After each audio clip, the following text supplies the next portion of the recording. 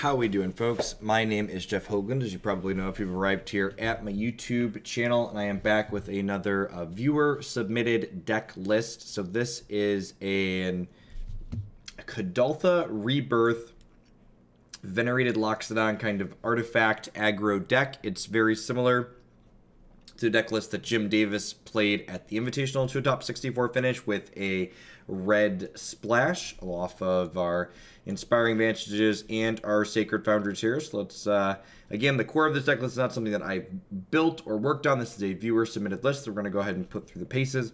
I did make a couple of changes from the viewer-submitted deck list. They did not have Sacred Foundry in their mana base. They had some more colorless lands, and I think that that's pretty greedy. Like, even, I think, this 9 red sources plus the 4 Mox Opals I have is kind of low as far as red sources is concerned to cast these consistently. So I'm interested to see how the mana in this deck feels throughout the course of the league that we play. I would not be surprised if I end up stumbling on colors at multiple points. Another thing that I want to think about as I'm playing this league is that Jim was playing a bunch of Path to Exiles in his sideboard. This build has decided to play 3 copies of Whipflare and no targeted spot removal. And I think that this might end up making us sad at several points. Like, we can kind of go wide against other... I guess we could go wide around big creatures, though. So we'll see. I feel like not having Path in my base white deck in Modern feels like kind of a miss. But I'm willing to play some games with this before I change. It wasn't quite as glaring as, like, not having enough colored sources in our mana base.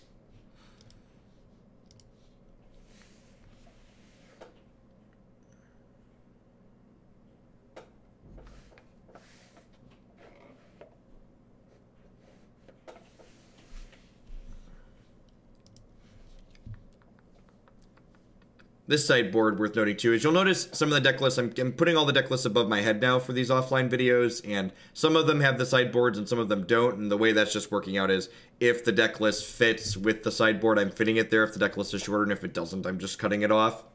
So just as the spacing permits, basically. Being on the play is probably a good start for our aggro deck.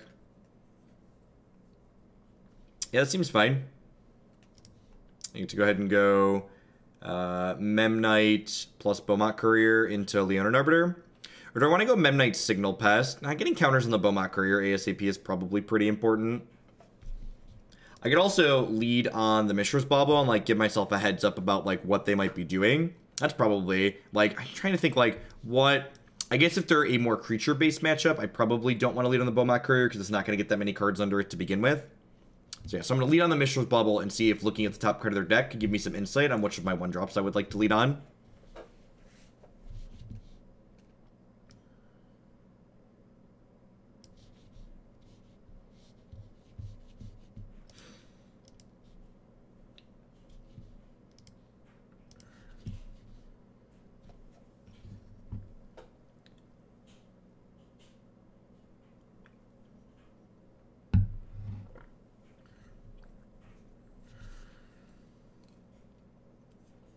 The classic Moto opponent joined the queue, sat here for 60 seconds doing nothing. Hopefully it's not too much more than 60 seconds. That would be not stellar for us.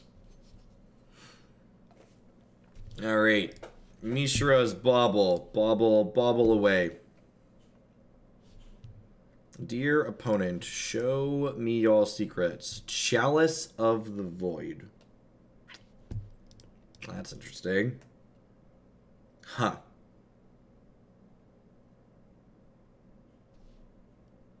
I think Chalice of Void makes me want a Bomat Courier. Like Eldazi Tron or something, maybe. We're attacking for 2 on turn 2 regardless, but I feel like they're not going to play a blocker for this for a couple of turns, so probably going to get 1 to 2 cards under, 2 to 3 cards under this, that way we can gas back up off it later. Mox Opal's a good pickup. That means I can do this and this next turn, which is sweet. Eldazi Mimic. Interesting. That's a very good draw. Huh. Actually...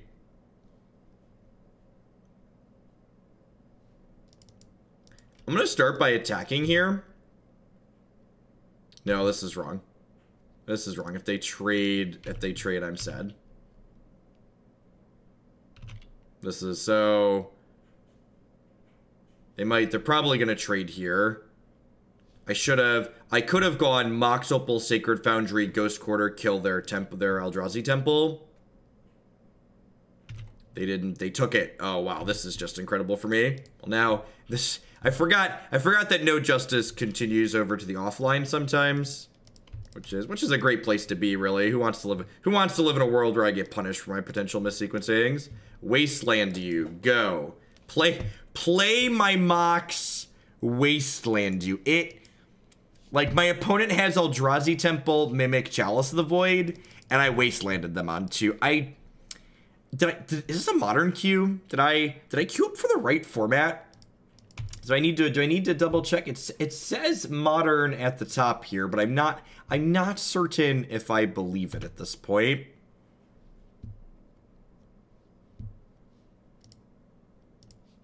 So I get to go Signal Pest, Venerated Loxodon.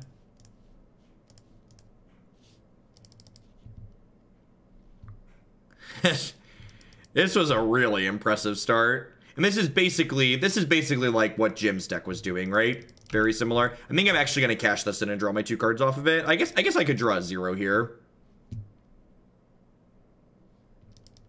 Didn't draw a 0, but that's fine.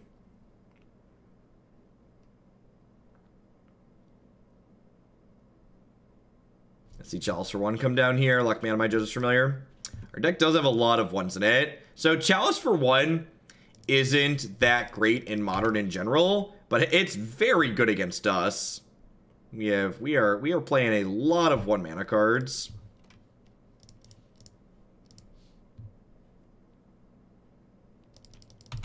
A lot of 1 mana. So hopefully what we have on the board here is going to be good enough, which there's a chance it is, right? Like this is a hit for 10 even if they trade here. And I assume we're going to see him trade for the Memnite, right?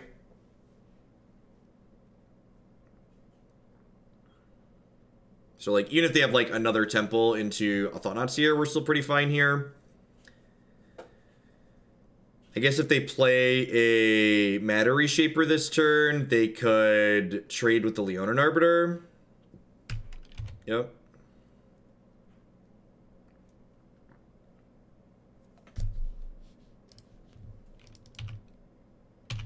Do I offer this trade? I don't think I do. I think I just attack with these 2.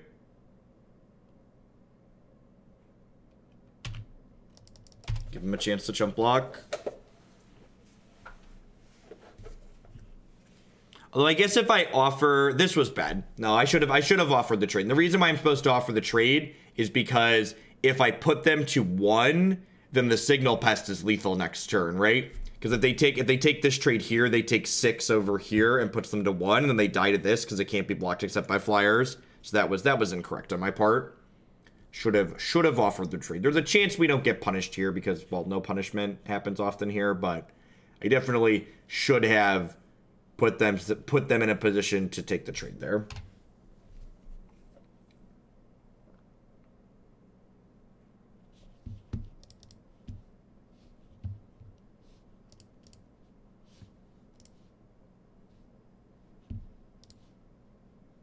Simian Spirit Guide, sure. So they're going to chump here. They're going to dismember here, go to 2. They're going to take 1, go to 1. They'll be dead to this next turn.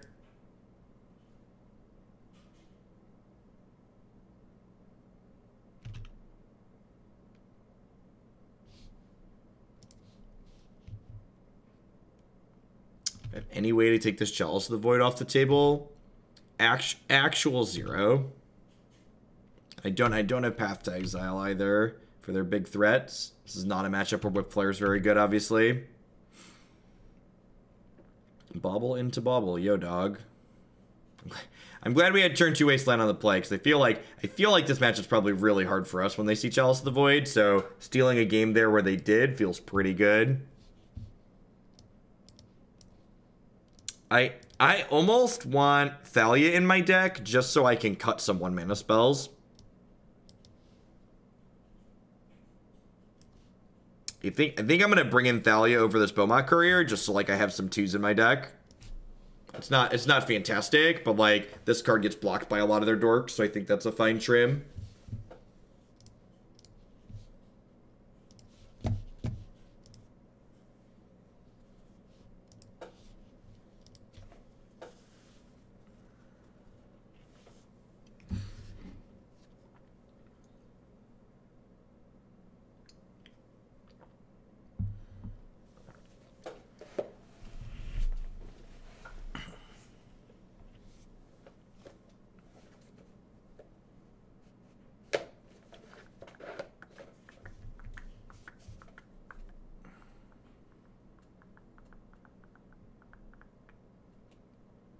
Slow and steady. Opponent.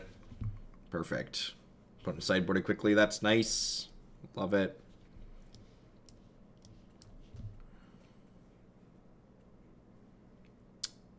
If they don't play a Chalice for 1 on 2, this hand's really good. Or 1. They could theoretically do it on 1, right? So I get to go Ornithopter, Kuldotha on 1.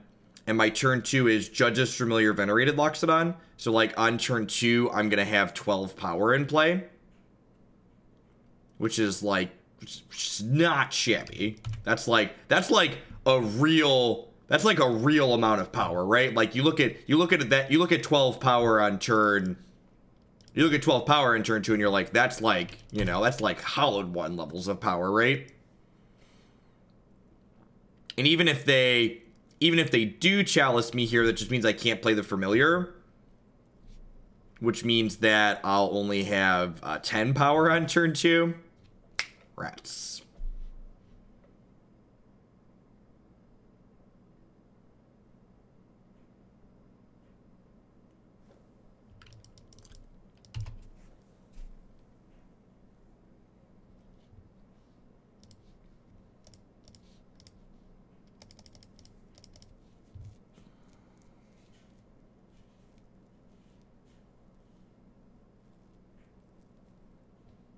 Alright, they messed up.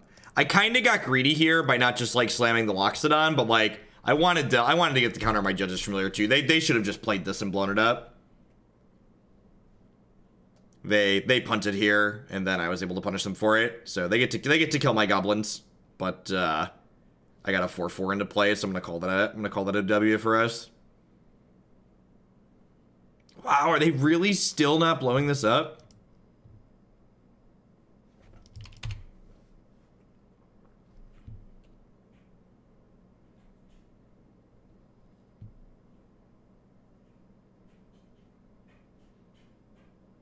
Yeah, I was like, wow, are you really about to just, like, pass back to me again here? That seems incredibly loose. So I can't Loxodon here. So I'm hoping not to get Thought-Knot Seared next turn.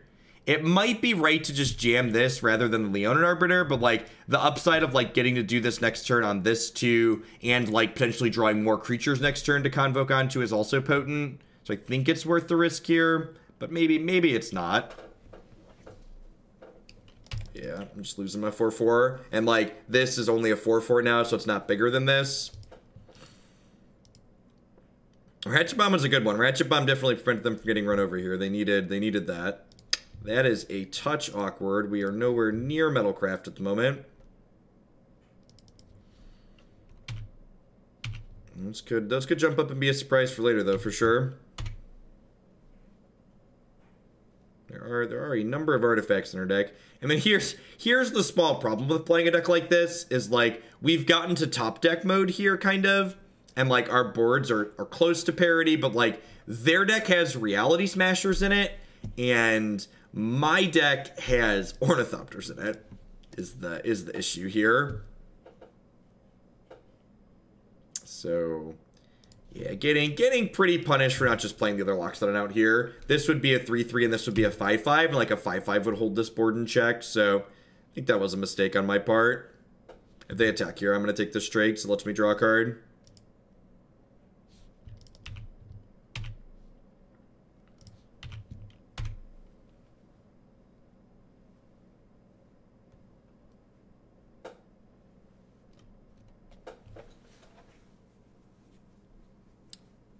They've got a lot of creature lands over there.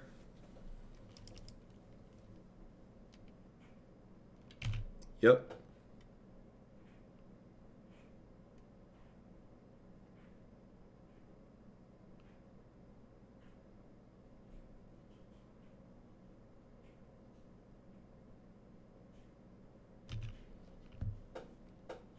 You assume they're going to leave this back. Really? Okay. I guess this is 8, 9, 10, 11, 12, 34. This is a lot of damage coming across here. I just, like, hope to rip a Galvanic Blast here. They're gonna leave something back to block with, right?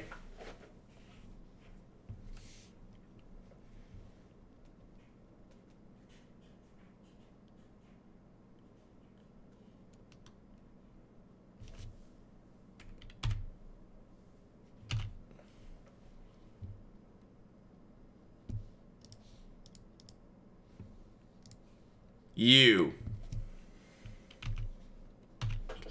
Play my third copy of Shock. All right, good, excellent.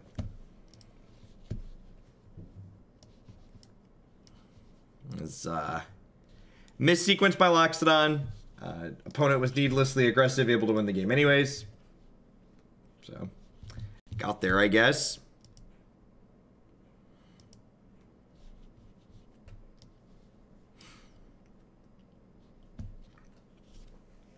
I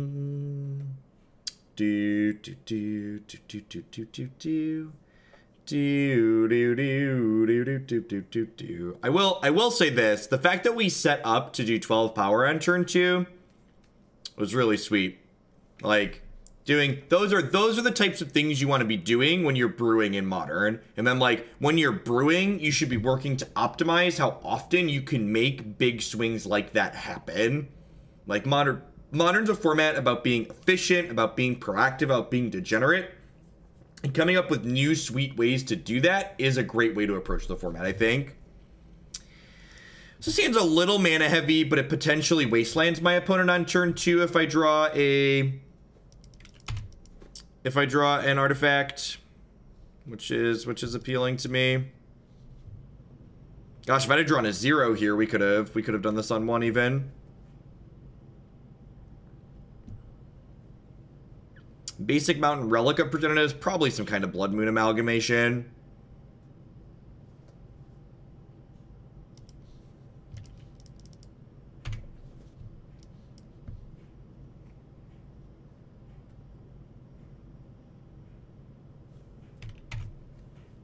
Are they Valakut? They could be a Valakut deck. Well, Bauble's a great draw here.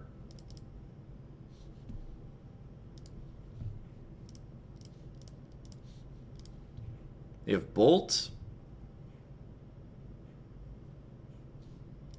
I feel like there's a chance they have Bolt here.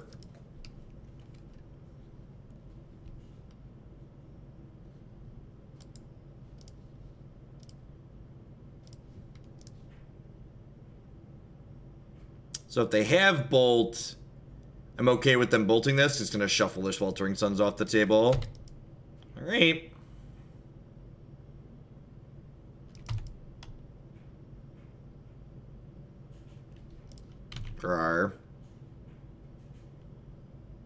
So would like to draw some creatures next turn, or like more of these. That way I can get these going. They are Valakut Titan. Look at that. Love the Soul Reeds. So if they have, so I have to decide. How badly do I want to get got by this stupid Sweltering Suns. They need to have just another regular land that doesn't fetch, that's untapped. How much damage do I hit them for if they don't have it? So if they don't have it, because we know they have the Sweltering Sun. So if they don't have the land, next turn I'm attacking for 2, 4, 8, 9, 14. I attack for 14 next turn if they don't have it.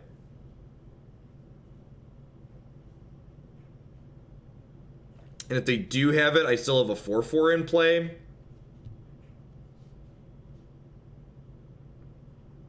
Definitely sounds like we're in the business of making them. The upside of them not having the land is so incredible here. They will just be so quickly dead.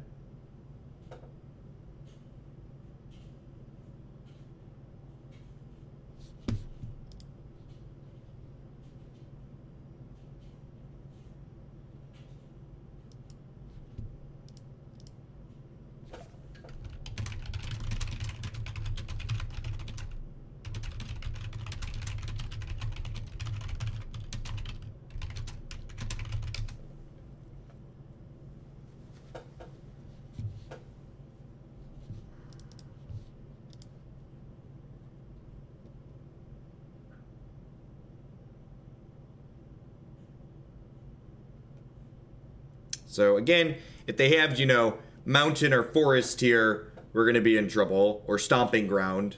But their fetch lands are a turn delayed, so if I even just get one turn with this board to smash them, it's just very good for us.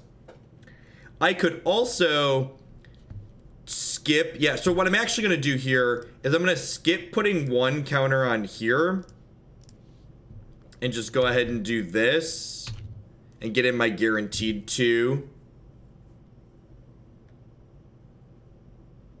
All right, do you have it?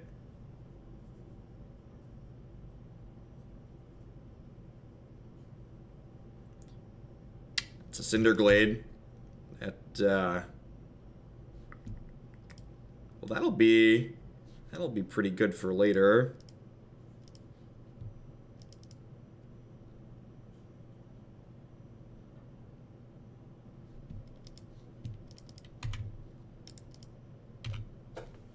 Trigger. So I'm getting Sweltering Suns next turn. But they're at 5. So go. I have 4 Galvanic Blasts and 4 Bomat Couriers that are lethal. And I'm turning off their ability to use fetch lands. Oh, you know what? I should have cracked this, because if I draw Loxodon, I could have saved these Ornithopters. That's probably worse than just attacking, though.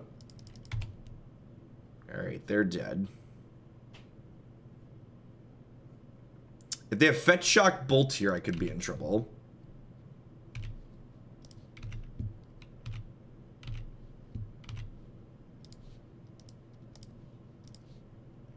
That Opal, offer it up.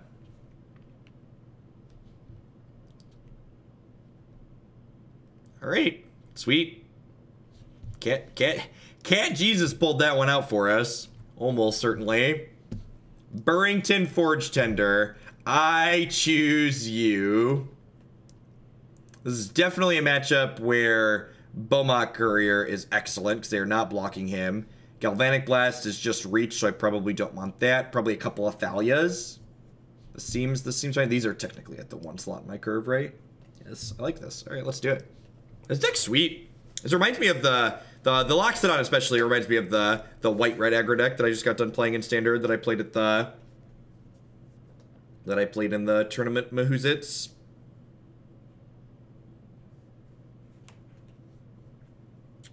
Sand just doesn't do anything right. Just like can't cast its spells, doesn't put any power into play.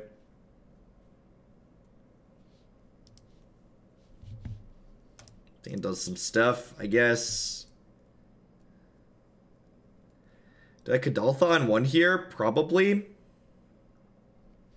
Just like Thopter Kuldotha and start attacking for 3.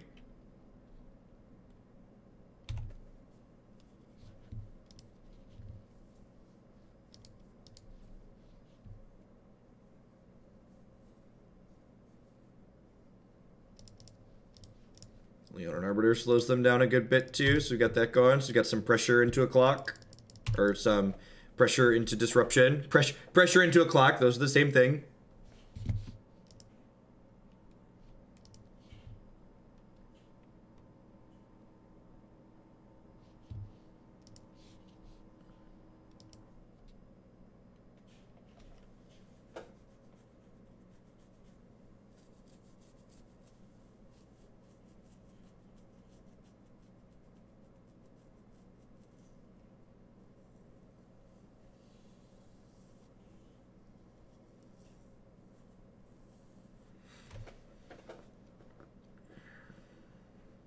Must have stepped away from their computer for a hot second here. Nothing really to think about in the upkeep in response to your search for Ascanta trigger on 2.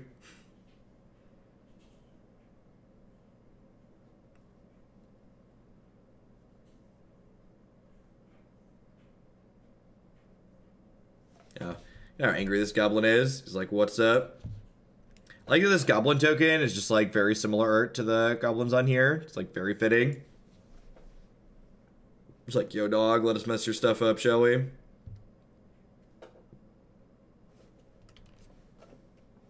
Yep. This Leonin Arbiter means that they won't be able to cast Search and cast Sweltering Suns next turn. That's not true. They could have an untapped line from their hands. They could pay 2 to turn this off, and then they can get a land with this, and then play an untapped land from their hand and Sweltering Suns me.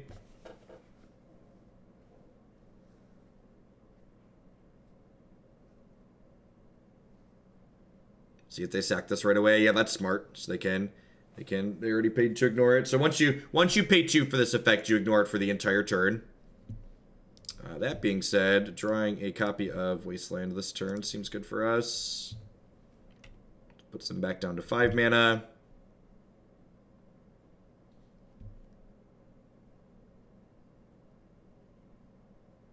We've drawn Ghost Quarters at pretty opportune times so far tonight. Cutting them off the black probably doesn't matter in this matchup. Maybe it's just better to attack their mountains. Probably just better to attack their mountains, actually. Just like go after the Stomping Grounds. That was actually Strip Mine, sorry. I referred to it as Wasteland. I did not respect the power level of what we just did. It was definitely a Strip Mine.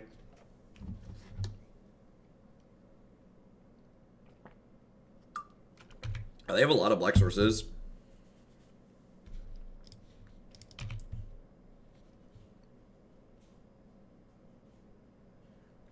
I think I might trade the 2 cards in my hand for the 2 cards under this Bomat. I don't know. We'll see. Let's see what happens when we attack. When we attack, they might kill it. They have 3 cards in hand. We didn't cast any ramp spells last turn. They could be sitting on a bunch of Scapeshifts, but worth noting too, like, we haven't taken any damage from our mana too, which means they need 8 mana to kill us with the Scapeshift currently. If they had a Primeval Titan, they would have played that. So, like, they're either sitting on blanks or some kind of interaction. I boarded out all my Galvanic Blasts, right? Not that they would be lethal here anyways, so I think I just pass here. I can always do this later.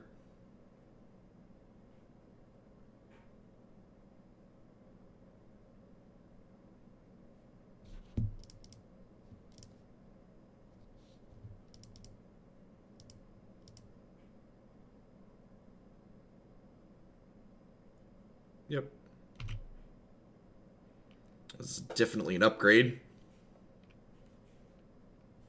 So 1 more land and we're dead to Scapeshift.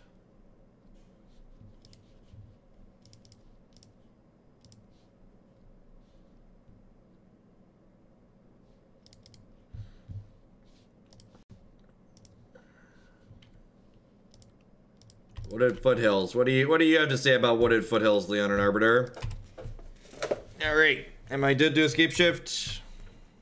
Dude, do you have Scapeshift? Because I am, in fact, dead to the Wooded Foothills Scapeshift.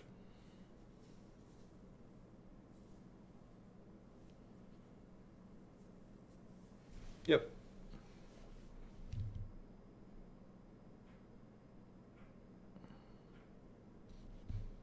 So they bend 1, 2, 3, 4, 5 mountains. I believe they play at least 11. I'm gonna make them show me the mountains real quick here. Take a tight second. I'm not gonna make them click through all the triggers, but I'm gonna make them put 6 mountains on the table. So on 8 lands, they get 6 mountains and 2 Valakuts, which puts 12 Valakut triggers on the stack, which deals 36. So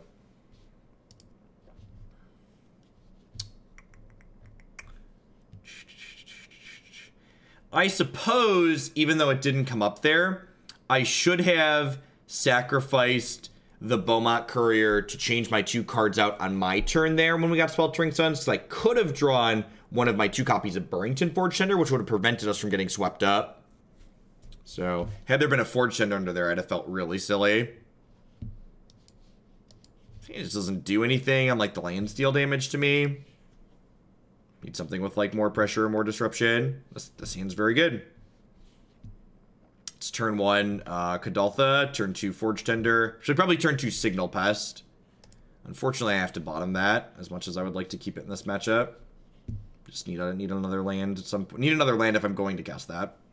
And if I'm not going to have another land, I don't want that on top of my deck. Yeah, we just have, like, pressure into disruption.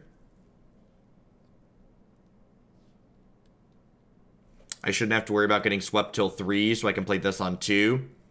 And then play this on 3. If we're really professional and we draw a land, we could play Forge-Tender and Signal Pest on 2, obviously. But assuming I don't draw a land, I'm going to play Signal Pest on 2.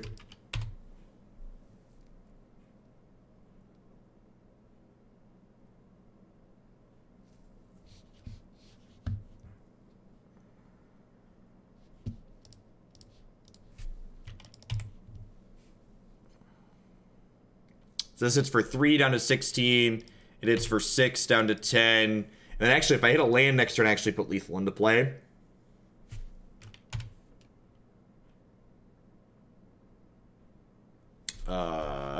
Deal. So they either F6 their turn, or they kept a loose one on the draw. Their deck does have, like, infinite lands in it. But, like, seems like a real... Maybe like, their 7 is absurd.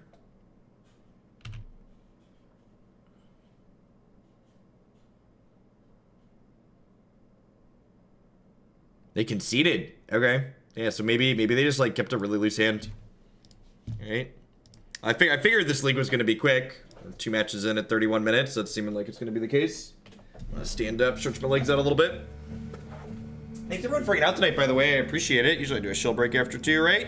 Everybody, this is one of my many YouTube exclusive videos, but remember the best way to support my content is by subscribing on Twitch. If you're one of the many people in the world who has Amazon Prime, you get Twitch Prime included with that for free, and that gives you a free channel subscription every single month to a channel of your choice. A lot of people on YouTube aren't aware that I don't have to be live for you to subscribe to my channel on Twitch. If you go to twitch.tv/Jeff Hoagland, that subscribe button at the top is there even when I'm offline if your schedule does not jive with my online time. Past subscribing, you can also support myself by checking out some of my very wonderful sponsors. MTGOtraders.com, I love to buy and sell some Magic Online cards with you. Using code Hoagland PayPal, you can save 8% there. Neo provides wonderful candy-flavored protein bars. Using code Hoagland at bit.ly/Bar, you can save 10% on your stuff with them.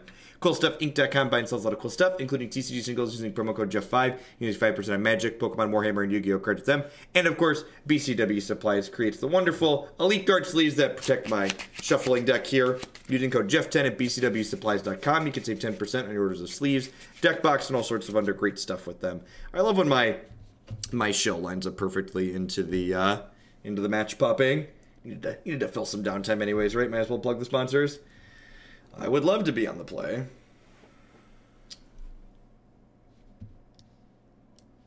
Man, if this was just like a fetch land or a red-white duel, this hand would be really good, right? We'd just be like Memnite, Kuldotha into like this, into this, but unfortunately I just can't keep that without it making colored mana. This hand's very reasonable. It's going to be Ornithopter. Ornithopter make 3 power, play Signal Pest, like go, go, go. I would love a second land on top.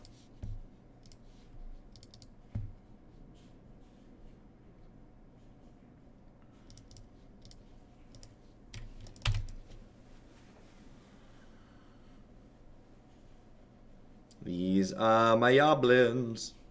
Grr, grr, arg.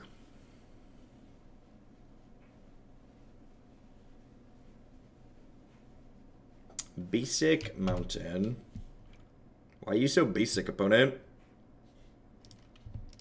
Attack you for 3. I'm going to lead on Judge's Familiar and then Signal Pest, because I would prefer if my Signal Pest does not get Lightning Bolted this turn.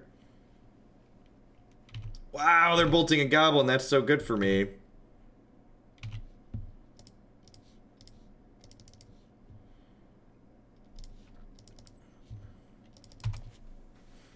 Onward, upward, backward, forward. What are we playing against here? We're playing against Burn. Another Valakutite matchup? It's another Valakutite match. Is this the same player or a different player? It's a different player. All right. Well, that seems scary.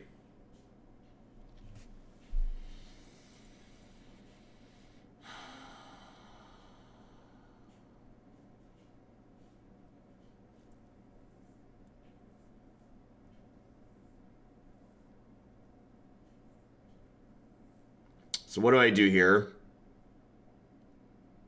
So I can hit for 6 this turn down to 12. Then I have them dead in 2 after that, obviously.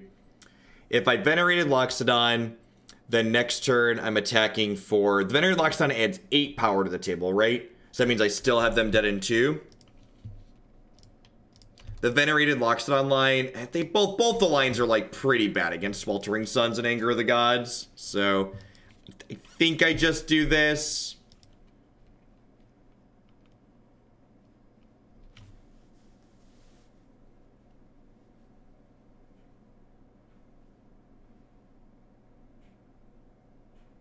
Yeah, that's not good for me. Yep. Pay your extra mana. Pay the troll toll.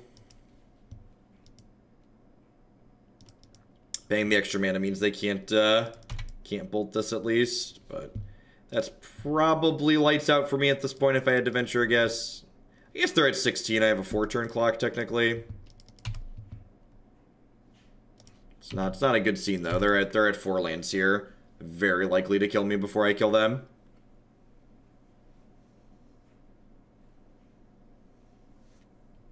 Sakura Tribuilder's a very good draw.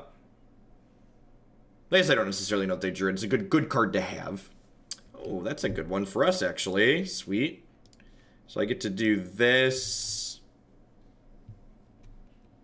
into this. This is a sweet sequence. I'm into it. I dig it.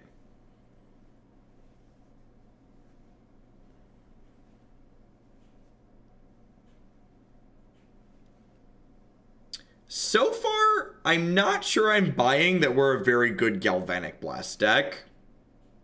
I'm not sure I buy that Galvanic Blast should be in my deck.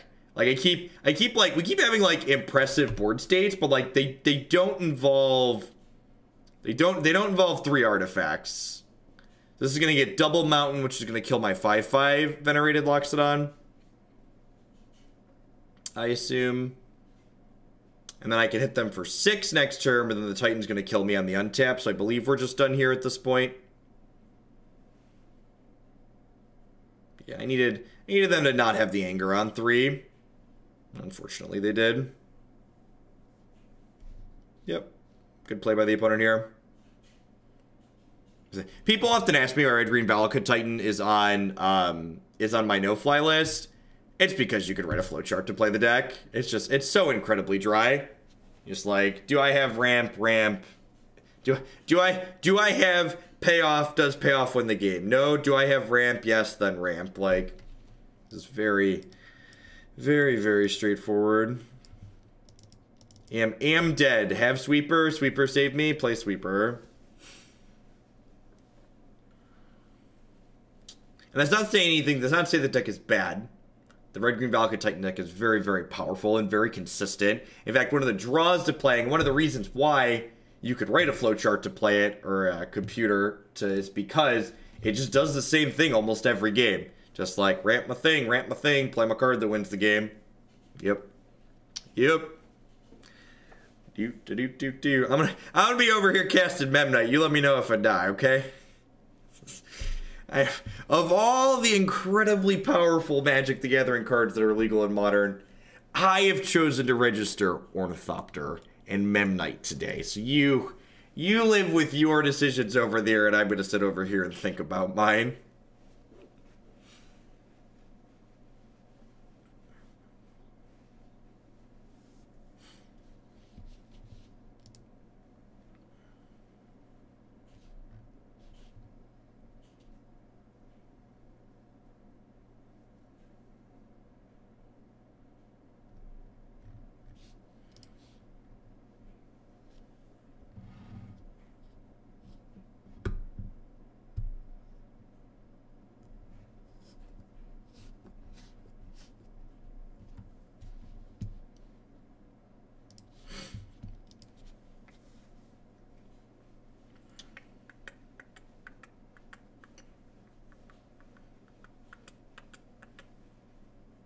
Opponent tanking on the sideboarding here for a little bit, which doesn't really surprise me.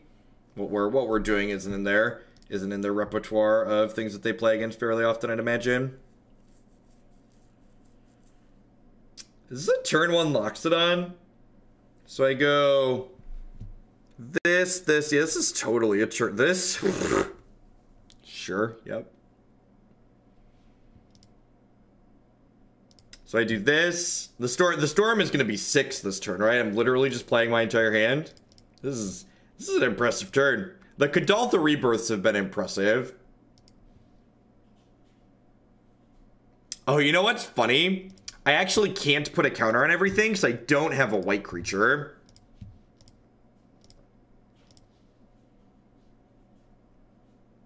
It's kind of funny. So this is 6, 10, just 12 power turn 1. We're gonna take a screenshot of this one and tweet it as a teaser.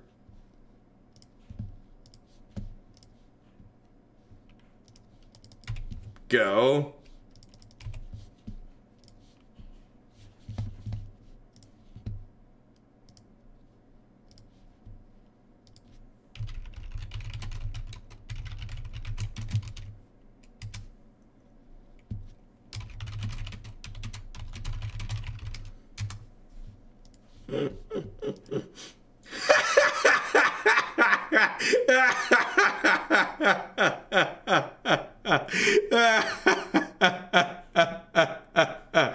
Welcome to Modern. All right, I'm gonna tweet that in 2 pictures now. I need a picture of the second one too.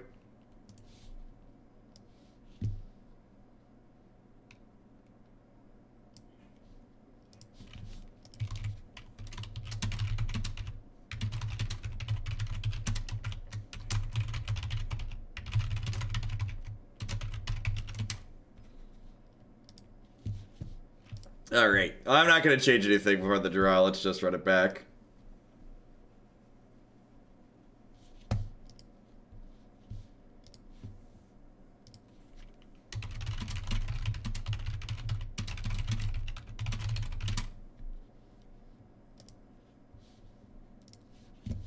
All right, what does this hand do?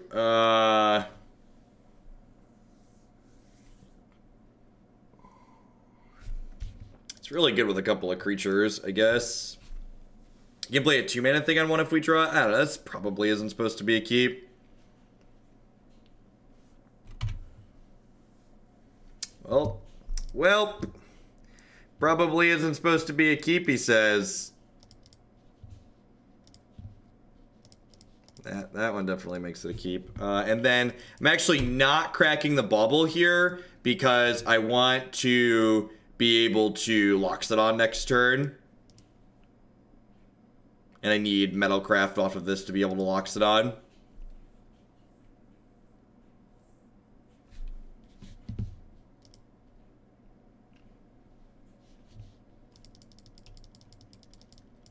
Woof. No. Oh, jeez. Oh, that could. Oh, I'm sorry. I shouldn't be recording this late. That was sloppy. I should have another card in my hand. I forgot to sacrifice my Bauble. So whatever we draw for the rest of the game is 1 turn behind.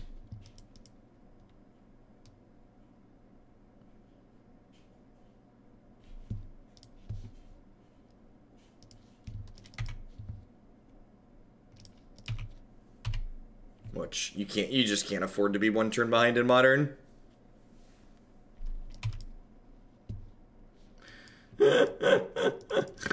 Oh, that's unfortunate.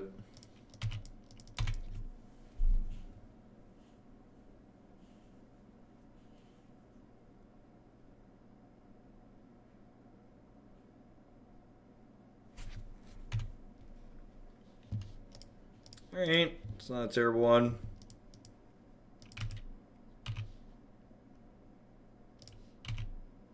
Means I can start doing these next turn. We're gonna get Titan this turn though. I guess Titan this turn doesn't find any lands, but like it's still just a 6/6, right?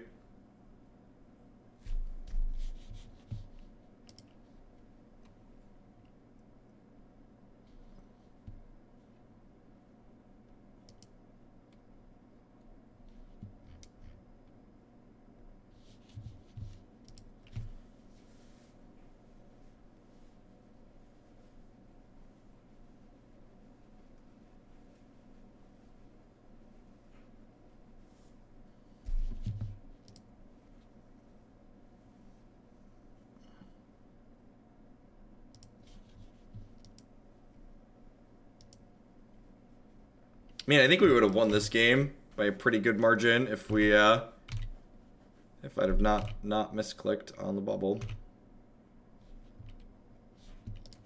They'd have done all these things just a turn. Like this would have happened last turn. I'd be attacking.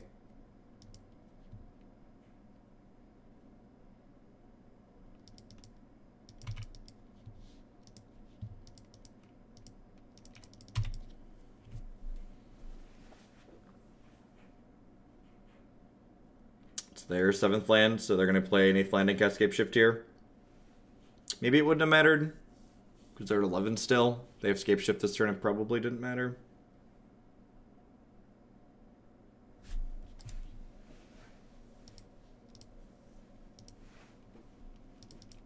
Sure. That doesn't do anything.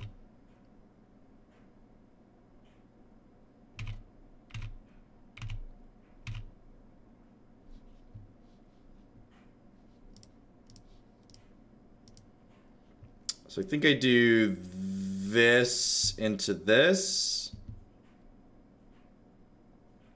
Does that leave me dead? If I do that into that, they have to pay 4, which they can easily do. Then they get 2 lands. I'm just dead to any land drop if I do that into that.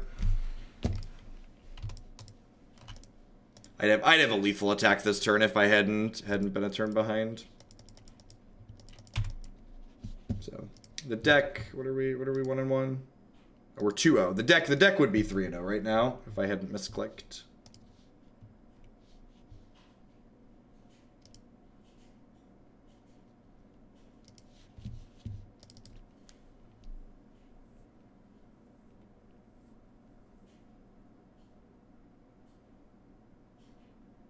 I'll pay for both my things. They'll attack me. I'll die.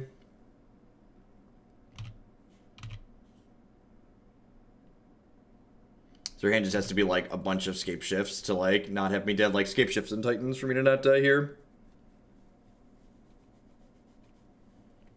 So these do 12 and then any land kills me.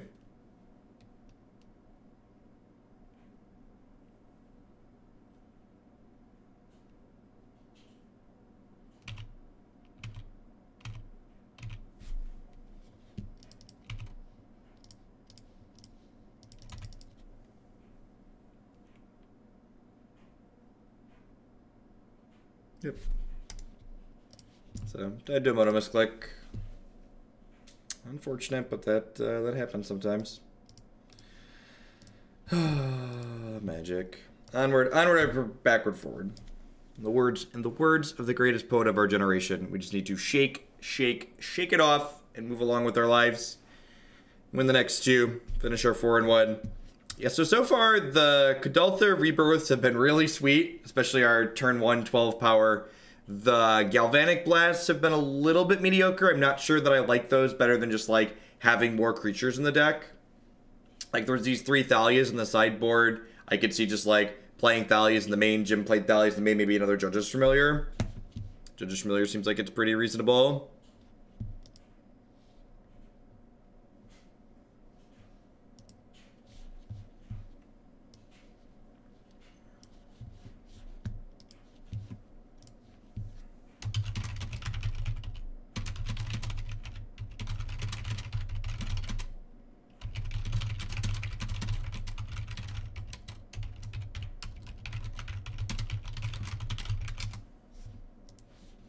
What does this hand do? I think it's like a pretty quick Loxodon. It's a little mana heavy, but like the Horizon Canopy cycles itself, so I think that's fine.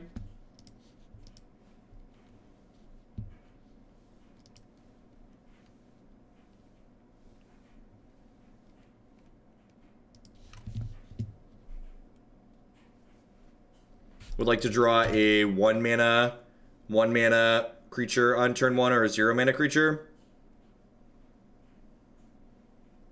Kuldotha Rebirth would also be okay.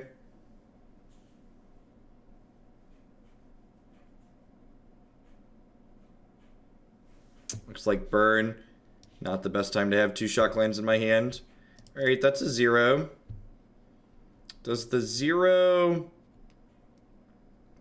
The 0 does not let me play Venerated this turn, right? Yeah, I'm one short, but it does let me play the Signal Pest and put this into play tapped, which is nice. So then next turn I can go Venerated. Yeah, okay. That seems fine.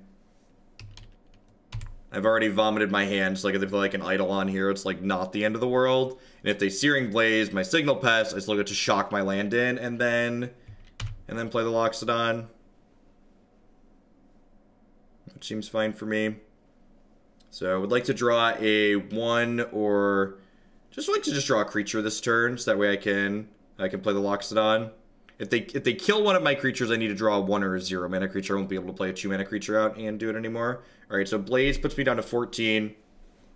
I'm gonna have to go down to 12 to do this. Is sacrificing an opal worth saving 2 points of health? I think it is, so I'm gonna go ahead and do this. Keep the new one. So let's add 6 power to play. Play the Sacred Foundry out. Get to Colorless Canopy next turn. I guess one of the questions here is, do I block the Swift Spear this turn? Probably. Am I okay trading Loxodon for Swift Spear plus a Bolt? I think so.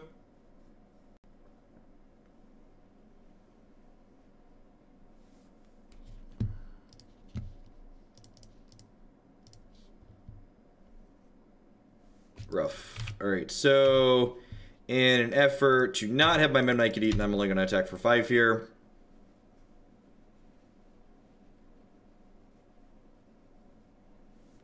I wonder if we'll see a white source come in here. Yep.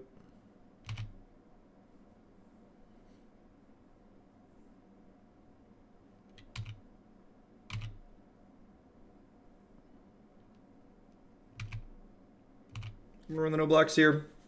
I don't think we're beating a Lightning Helix regardless, so let's not pretend. Maybe I should have left the Ornithopter back. Because the Ornithopter blocks real nice there. Requires them to have 2 spells. That's actually a very good draw. So I get to do this, and I get to Ghost Quarter them off their Sacred Foundry, which makes racing us hard. And then I'm going to go ahead and attack them for 6 here. I'm going to leave the Ornithopter back because it makes it so they have to have 2 spells to attack this with Spear through it. And if they have 2 spells, I'm dead anyway, so might as well leave the Ornithopter back.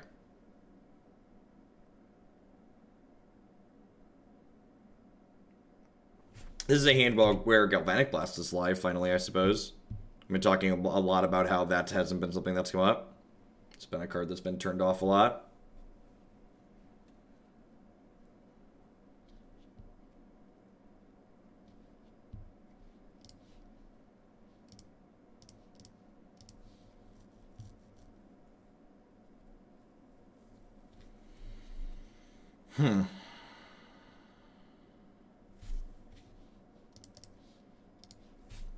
So I'm going to do this. I'm going to attack with everything. Because they either have to kill one of my creatures or they have to block one of the 2-power things. Oh, you know what? I did this wrong. I should have cast the Bomat Courier off the Mox Opal, because now they could kill 2 of my artifacts, and then I can't Kuldotha Rebirth post-combat, which could be really bad for me. Like, they could, like, block here, bolt here, and then I can't Rebirth.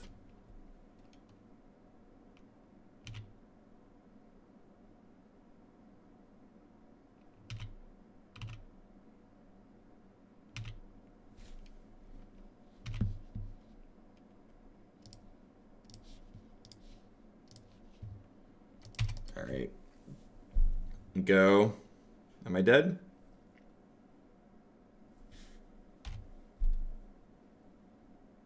Close game. We were on the draw this game too, right? I think we were. Hopefully they've got red cards in their hand and creatures. Yeah, sweet. Close game of Magic the Gathering. In for Thalias, in for Forge-Tenders. Out for Bomat Couriers? I think I'm out for Bomat Couriers. I think he's probably not amazing. I think this is a Sacred Cow. I'm going to trim a Leonin Arbiter. Seems fine. How many artifacts that leave me? 16, 17, 18, 19, 20. That's probably enough. Probably enough. I don't know. That might be on the low end.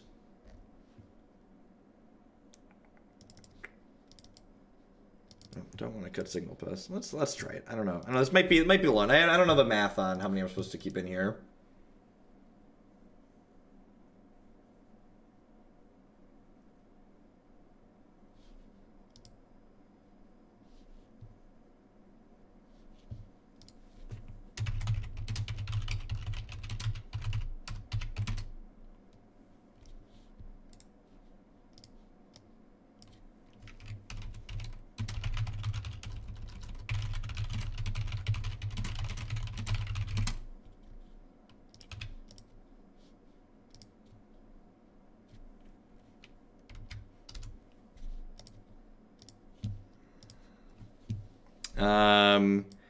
This hand doesn't do enough, right? It just doesn't have a second land. It doesn't vomit things out fast enough to get Loxodon going.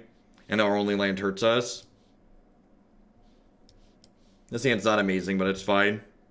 That card is excellent.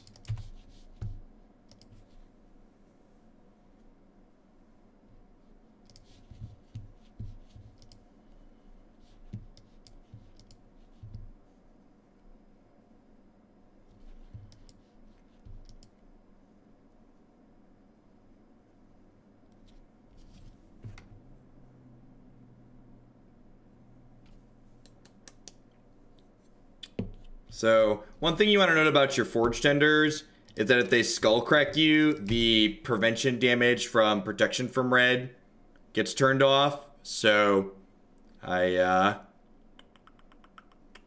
could attack in here and skull crack me and get through it, but I think I still block regardless, even if they attack. It's like a free attack for them, right? There's no guarantee that they have the thing.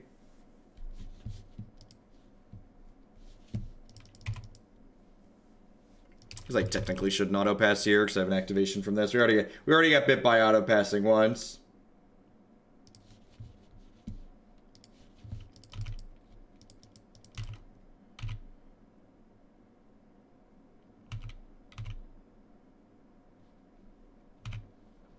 Rebirth is not a terrible one to have on top.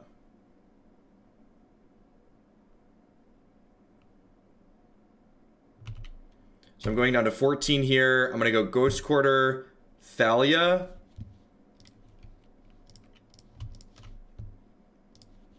And then next turn I can go Signal Pest, Rebirth the Signal Pest, Loxodon the squad.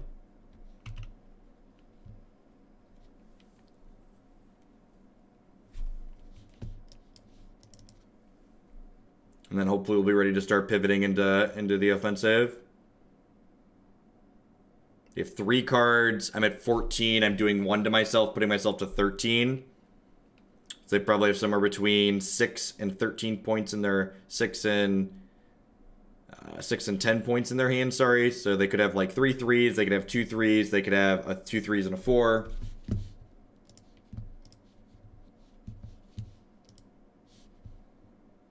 We're Searing Blazing my Thalia. I think I actually have to prevent that. Because this prevents all the damage from the Searing Blaze, so it saves my Thalia and it saves me, which I think is a worthwhile exchange here for us. We take 2 off the Swift Spear, but that's fine.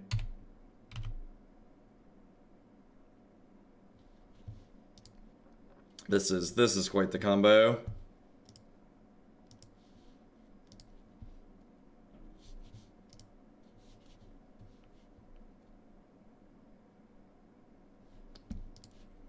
I think I just do this. Unfortunately, because I lost a creature, I can't Forge-Tender. I can't Venerated Loxodon this turn, which feels bad. This might give them the extra turn. This might give them the time they need to push through here. Yeah, this is doing 3. I'm taking at least 2 on this combat step. Yeah, I like this push with the Goblin Guide too. That's smart. I think I need to trade these off. Go to 6.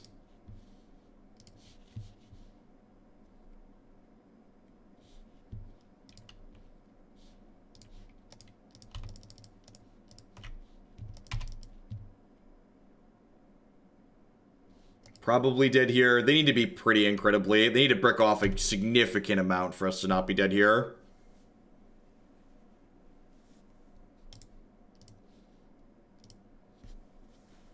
Alright, let's take the next one on the plate.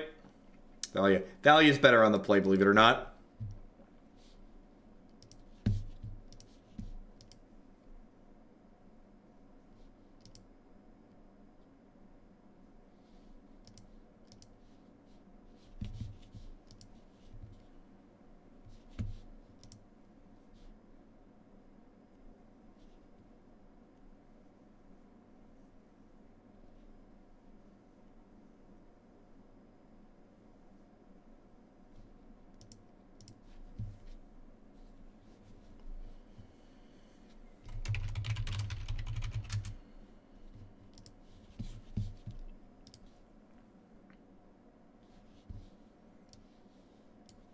That seems just not good enough, right? Forge-Tender's pretty good.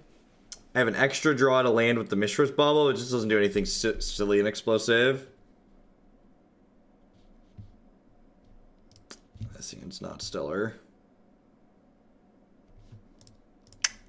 Yikes. Unfortunate if we end up 2-2. It's a little bit of bad mulliganing here. Feels bad I punted the third match.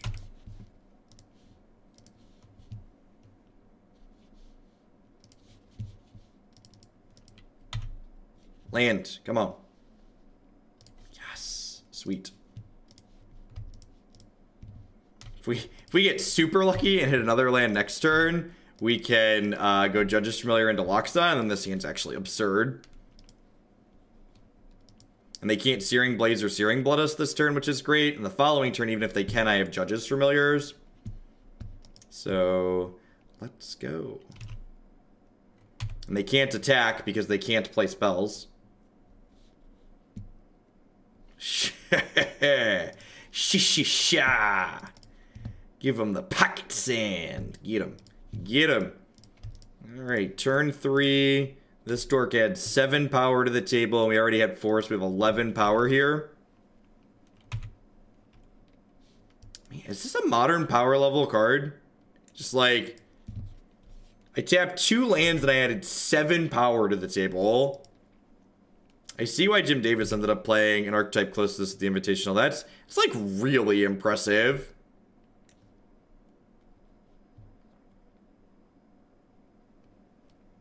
These are things that are like of appropriate power level for the format.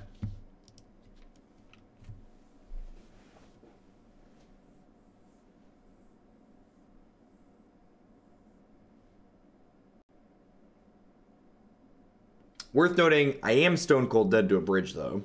That is something that's worth mentioning probably. Just never beating a bridge in a million years. So this is literally just trading for this. It's not dealing any damage to us, so that's great for us. They can't attack, so they can't pay the mana. I get to go ahead and attack them for 9 this turn.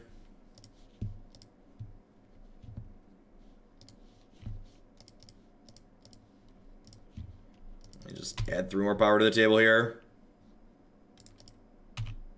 Attack you for 9, put you to 9. I don't know, maybe they chump block. Not surprised to not see a chump block.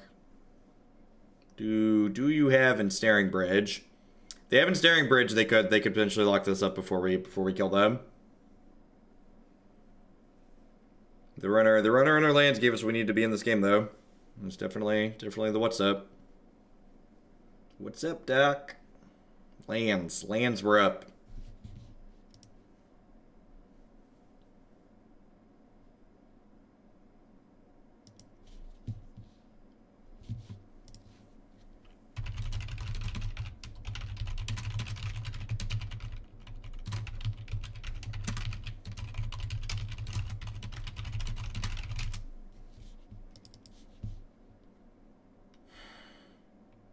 I think this is fine. I think I just say, yes, this resolves. Oh, there's no... Wait, what? They targeted that? Oh, well, then there's no reason not to try and counter it. Sorry.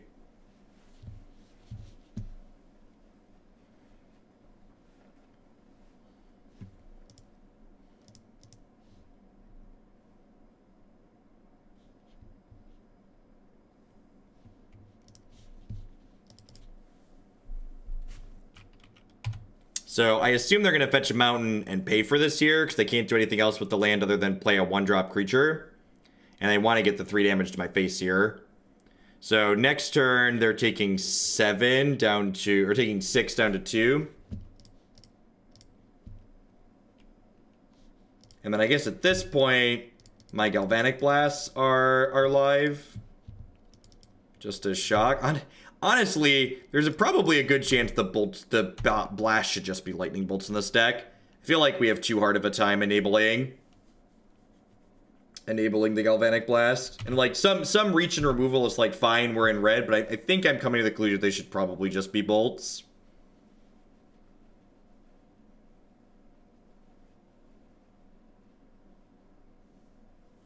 Alright, sweet. Well, we're 3-1 with the one match that I lost being a misclick so far. So let's pop on into the last one here and see if we can wrap up strong.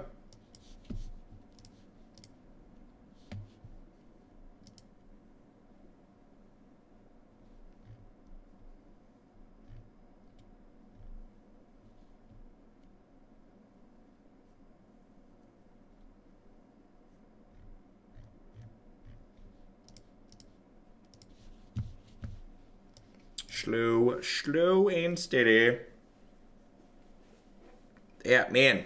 This league took over an hour. That's so long.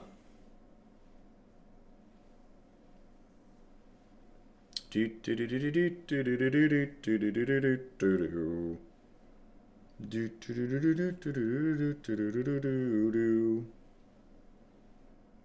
really glad we had Sacred Foundries in our deck so far tonight. There have been a lot of hands where I would not have cast spells without actually having more colored mana in my deck. So I'm glad I made that change before we started.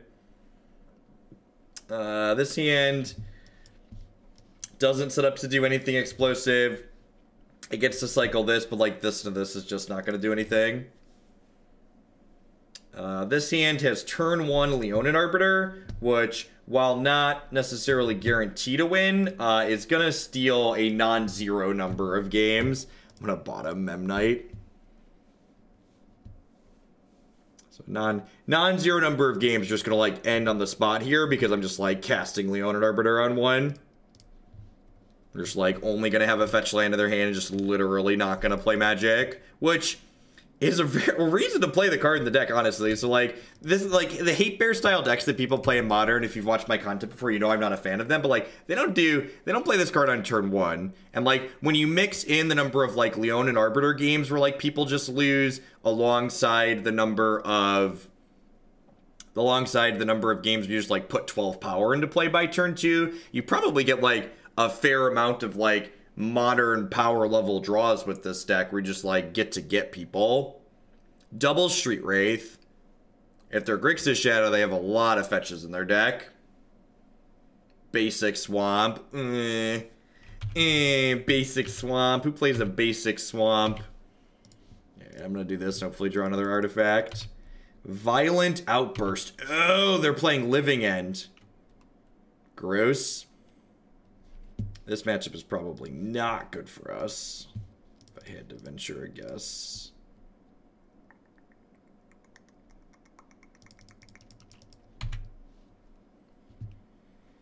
If I was a gambling man, I would not put our money on us. I've got 3 copies of Canonist and 2 copies of Rest in Peace. Dryad Militant does not have text here. This is not a matchup where Leonin Arbiter is fantastic. I guess Thalia is pretty good here, too. She makes it cost 5 for them to go off, and we put enough pressure into play that's probably good enough. It's going to be a matchup where the Leonin Arbiters come out. Gosh, I guess I have Judge's Familiar too. Maybe I do have some. We definitely have some tools here. I don't know if they're good enough. We're hopefully going to find out, but we definitely have some tools. It's not like a lot of fair creature decks where we're just like, well, we're dead because they're playing Living End.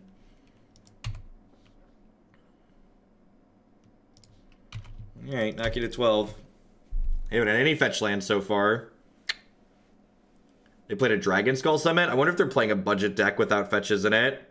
This is definitely, Living End's definitely a deck you can build on a budget, so there's a chance they're just like on a no fetch mana base. Which again, like when I kept this hand, I mentioned that we were keeping it on the back of on the back of like Leonin Arbiter being good, and I said it could be good or it could do nothing. And this game unfortunately just didn't have a text box, just like cast literal Grizzly Bear. We've been talking about like, well, this deck's doing modern power level things. Turn 1 Grizzly Bear, not modern power level, turns out. Things that are not strong enough for modern. Turn 1 Grizzly Bear. I'm going to trim the Galvanic Blast here and just have more creatures in my deck, I think. While a little bit of reach might be good on occasion, it's just like not taking out anything meaningful on their side of the board. So let's just like bring in 8 pieces of disruption and hit submit. Dryad Militant only exiles sorceries and instants, so this card is not going to have any impact on their combo, so we're not going to run with it.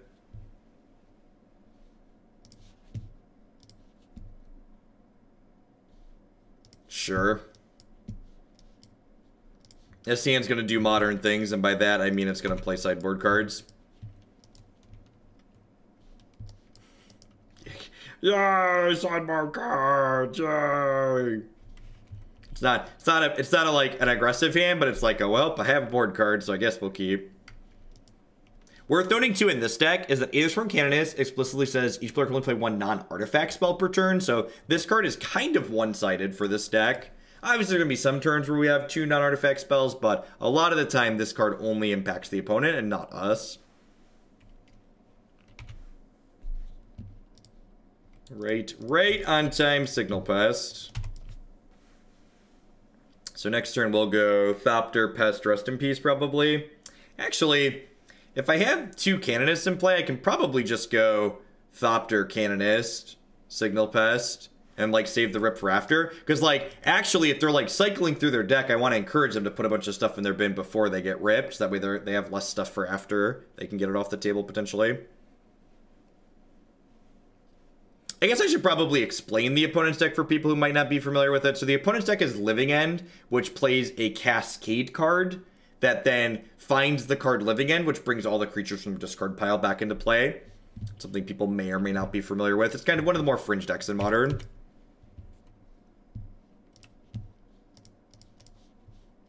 So they had a Dead Gone here, which is a shock that, and I guess I should talk about more how their deck is built. So the reason why they're playing something like Dead Gone as opposed to Lightning Bolt is because in order for their Cascade spell to always hit Living End, they can't play cards that cost less than 3 mana in their deck. So they have to play cards like Dead Gone, which when you're cascading past them, they count as costing 4 mana because the cost is the sum of these 2 parts. So if they played something like Lightning Bolt, for instance, they could cascade into Lightning Bolt as opposed to Living End. So I'm attacking for 4, and they are currently at 14. Let's see if they have a Fulminator Mage here. If they have Fulminator Mage, they can block my Canonist on the ground, and then I only have 1 power worth of attacker, which would kind of suck, but it's what it is. One of the other things about Living End too is while you're disrupting them, all of their combo pieces are these cycling creatures to get them in the discard pile. So like eventually they just like start casting these draft cards, and you're like, oh, my opponent has draft cards. So like you need to really be able to actually kill them. And we could get beat here. So like they're doing this Ingot Chewer, and they play the incredibly fair card Simian Spirit Guide, so they could like pitch Simian Spirit Guide and Demonic Dreadus here and like wipe our board out and put a bunch of things into play. So I unfortunately don't have a lot of power in play, but we are getting rid of their graveyard. So like, again, going back to the they can just cast stuff commentary, they can't combo me. They can't they can kill my board with Guy Cascading to Living End, I guess, but like they can't put a bunch of dorks into play, but they can't just like pay 4, 5, and 6 mana and like cast their draft bombs. Like they're not dead anytime soon with this board that I currently have, so probably dead this game.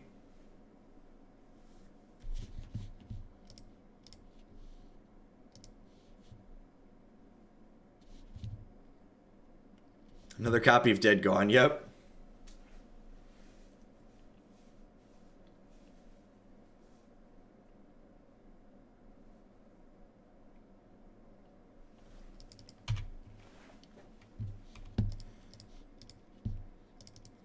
Boop, boop.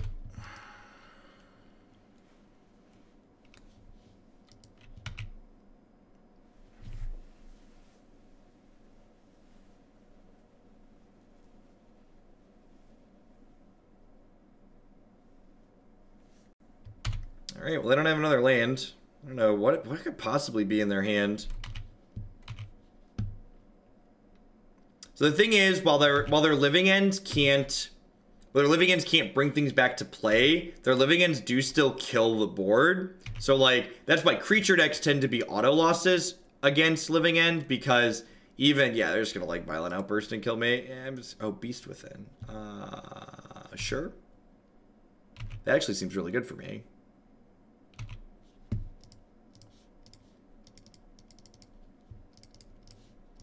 Gives me more power, so I can put this into play. These are my judges. They are judging you. This is two-time Pro Tour champion judges familiar. Do not mock his stern gaze.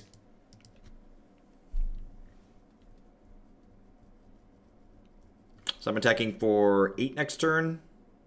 If they have a Cascade card here, I am dead. Not literally dead, but figuratively dead and going to concede the game.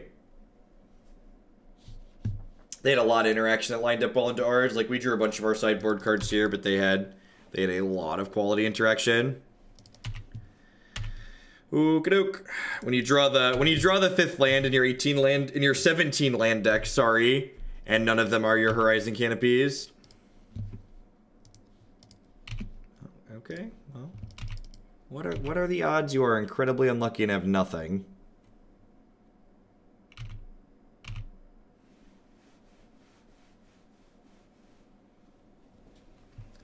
Never tell me the odds, chat. Never tell me the odds.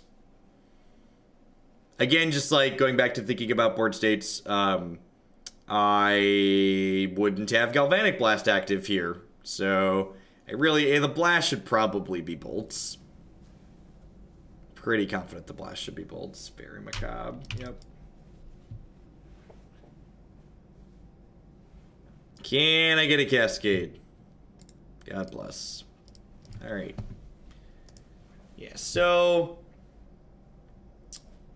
I was honestly really impressed with what this deck was doing. The Kuldotha Rebirths were sweet. I was kind of into what the Venerated Loxodons were doing, so I see like why Davis picked up an archetype close to this for the Invitational. The Judges Familiars felt kind of cool. They're really good in conjunction with the Thalias, right? 'Cause you kind of get to double tax them.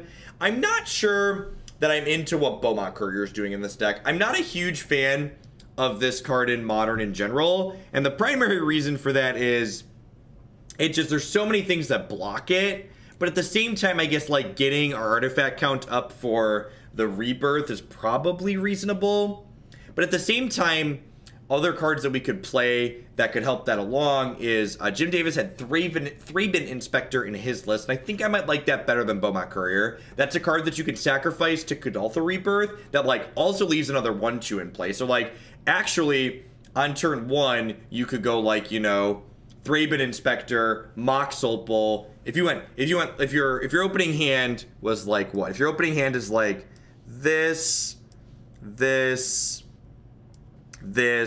pretend this is a Thraben Inspector, a land, and this, you'd go like this, into Thraben Inspector, off the plains, make a clue, and then Mox Opal, Rebirth the clue, so now you have 3 Thraben Inspector, Ornithopter, and then Loxodon, so like this 6, like, puts 3 tokens plus Thraben Inspector plus Ornithopter into play on 1, which seems really sweet. So, at any rate, I had a lot of fun with this. Hopefully you had fun watching. I had the 1 loss from the misclick, but then we went 3-1 otherwise. So, like, the deck performed at 4-1. I performed at 3-2, which is about expectations, right? It's Modern. Every deck's a 3-2 deck. So, thanks for watching. And remember, if you enjoyed the video, like the video on YouTube, subscribe to the channel, leave a comment below. All that stuff that the YouTube algorithm loves to support my stuff. Past that, if you want to see one of your deck lists at some point in the stream or the video like this, be sure to check out bit.ly/sellout for all the details on that, and I will catch all y'all around soon. Remember, I'll be off doing live content the 22nd, the 23rd, and the 24th, but I will have YouTube exclusives like this scheduled to post on all 3 of those days. So thanks for watching, folks, and hopefully see you around real soon.